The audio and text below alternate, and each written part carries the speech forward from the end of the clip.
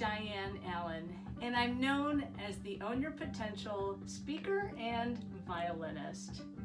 I'm 58 years old, and I live in Bend, Oregon.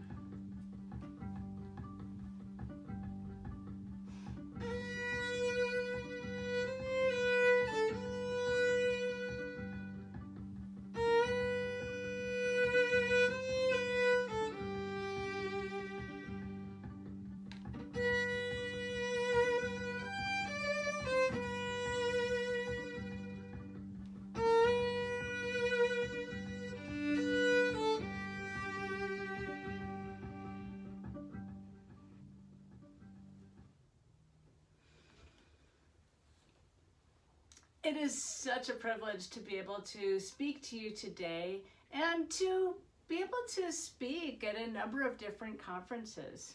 And I speak about the positive psychology of peak performance, which is known as the flow state. And I'll share a little bit more with you about what the flow state is in just a minute here. But I remember when I was young, I grew up in Cleveland, Ohio, and my parents were very active in the cultural scene, and they took us to see the Cleveland Orchestra.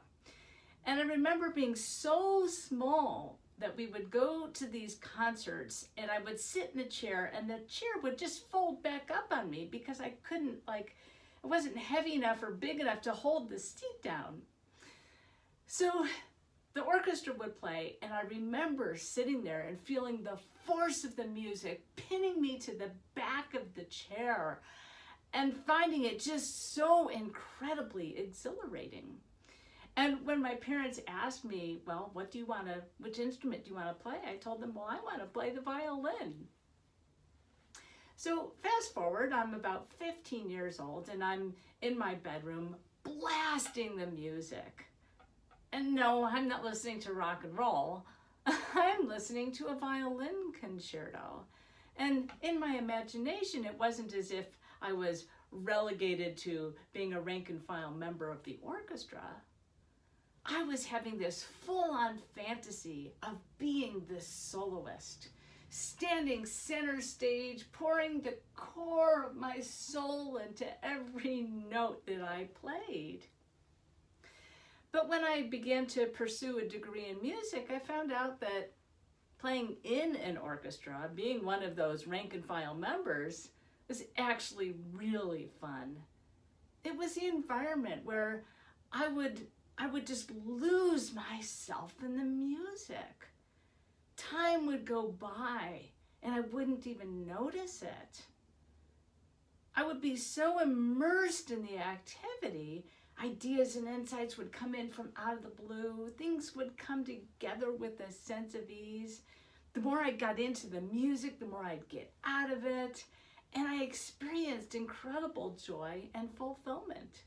So of course, after that kind of an experience, which I would find out later, I was getting into my flow state. This is the positive psychology of peak performance. Being in flow where you lose all sense of time and it's just an incredibly rewarding experience.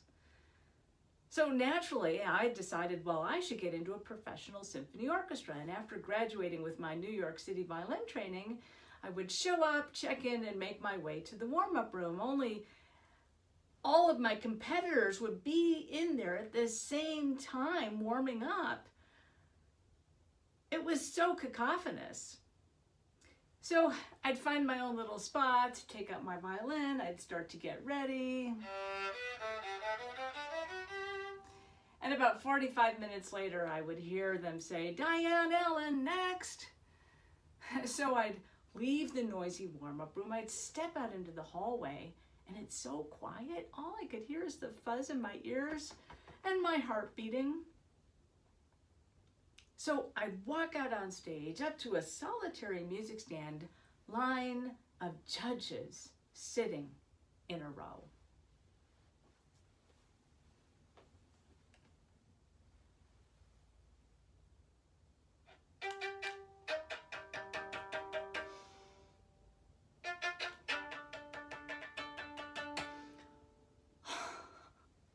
What a nightmare! I've been seen at my worst. My high skill level, how I just played, and the gap in between. It's like I've been seen in public looking like this.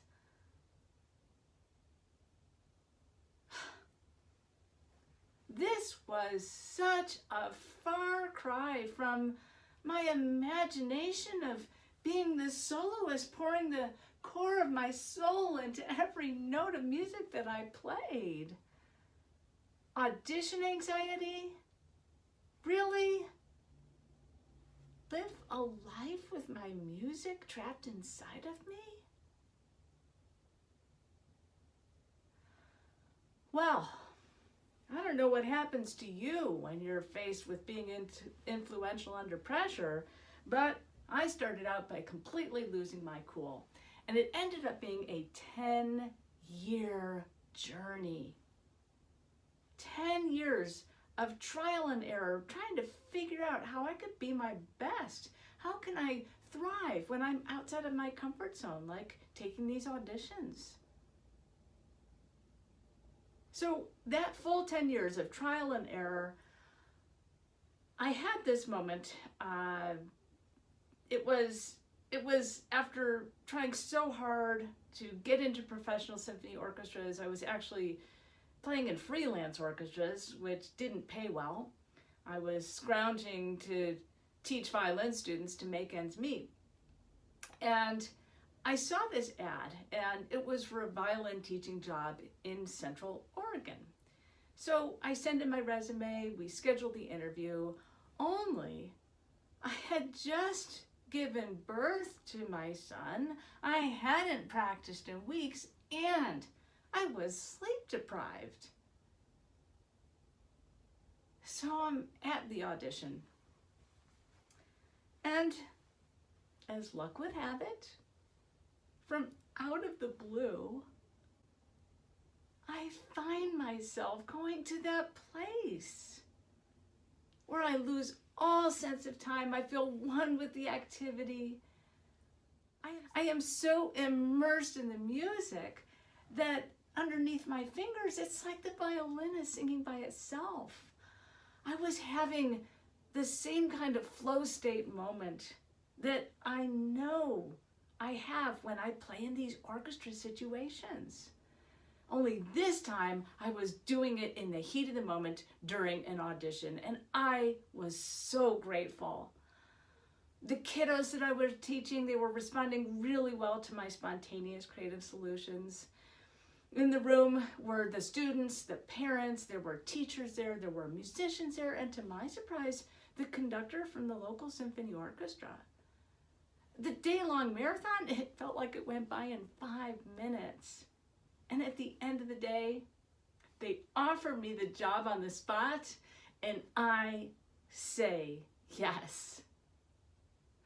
It was December 1997 when I was playing in freelance orchestras and scrounging for violin students to make ends meet.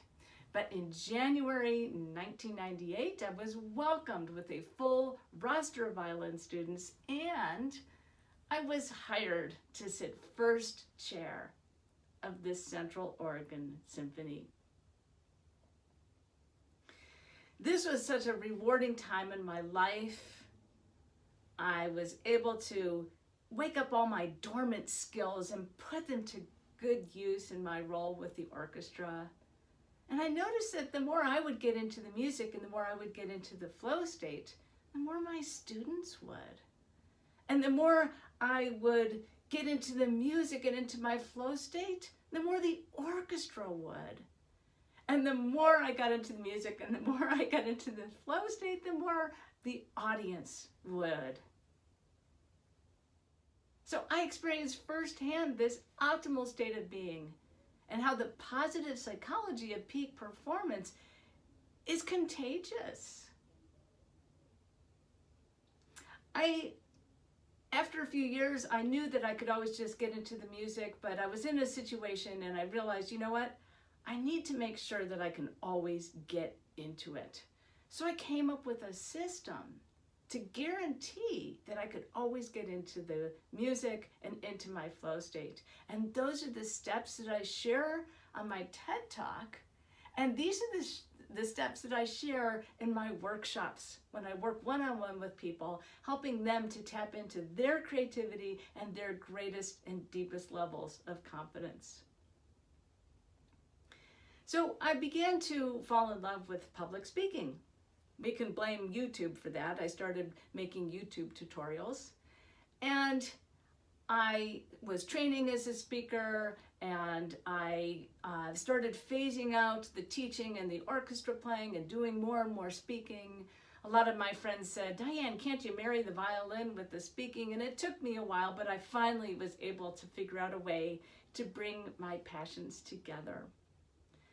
And I think it's fascinating how here I am decades later, standing here with you today, center stage, pouring the core of my soul into every word I speak and every note of music that I play. It turns out that in my role as a speaker, I have become the soloist of my childhood fantasy. That was a flow state moment when I was a youngster, imagining myself being the soloist on stage. And flow state moments, when we have these fantasies, these wild ideas, they're not for us to shut down, brush under the rug, and discredit. These ideas that come from out of the blue that seem like pipe dreams or daydreams, they're actually a window for you to see what you are truly capable of. Flow is the gateway to your highest potential.